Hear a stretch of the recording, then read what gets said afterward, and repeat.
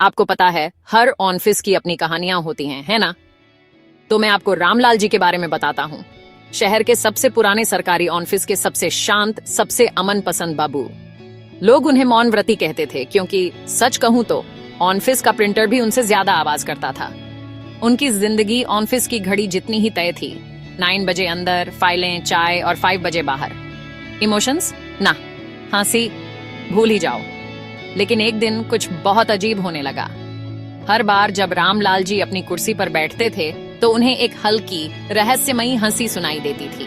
पहले तो उन्होंने सोचा, अरे शायद ये बस मेरा वहम है, लेकिन हंसी रुकती ही नहीं थी। फाइलें पलट रहे हैं, हंसी। चाय का कप उठा रहे हैं, हंसी। यहाँ तक कि जब वे बस छत को घूर रहे थे, हाँ, हंसी। ये किसी बच्चे की हंसी नहीं थी, न ही किसी बूढ़े की ठहाका। ये बस अदृश्य, फुसफुसाती हुई हंसी थी।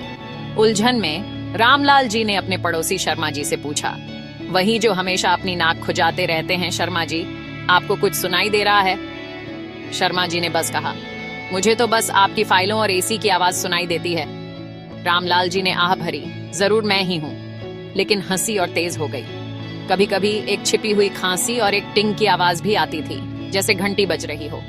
एक दिन रामलाल जी का सब्र टूट गया। वे चिल्लाए, कौन है? कौन हंस रहा है? सन्नाटा। सब ऐसे घूरने लगे जैसे उन्होंने अभी अभी पब्लिक हॉलिडे घोषित कर दिया हो।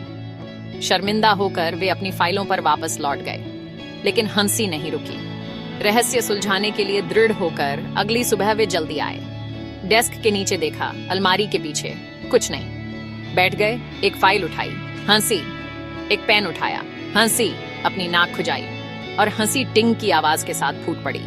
उन्हें लगभग लगा कि वे पागल हो रहे हैं। फिर उनकी नजर अपनी पुरानी मेज घड़ी पर पड़ी, उनके दादाजी की, हमेशा उनके पास रहती थी। उन्हें याद आया, बस 1 हफ्ते पहले उन्होंने उसकी बैटरी बदली थी और एक छोटी चींटी को अंदर जाते देखा था। उत्सुक होकर उन्होंने बैटरी का डिब्बा खोला और अंदाजा लगाइए क्या? वहां एक छोटा सा साउंड रिकॉर्डिंग खिलौना था। हर बार जब वे अपनी नाक खुजाते थे तो उनकी उंगली उस डिवाइस पर प्ले बटन दबा देती थी, जो एक पुरानी रिकॉर्डिंग बजाता था, उनकी हंसने और खांसने की। और टिंग, घड़ी का अलार्म। रहस्य सुलझ गया। उन्होंने गैजेट हटा दिया और ऑफिस में शांति लौट आई। लेकिन अब जब भी वे अपनी नाक खुजाते थे, पूरा ऑफिस हंसने लगता था। रामलाल जी, उम्मीद है भूत वापस नहीं आया। और पहली बार रामलाल जी अपनी इस बेवकूफी भरी घटना पर मुस्कुराए और बाकी सब भी मुस्कुराए। तो आपको ये कहानी कैसी लगी? ऐसी और मजेदार कहानियां चाहते हैं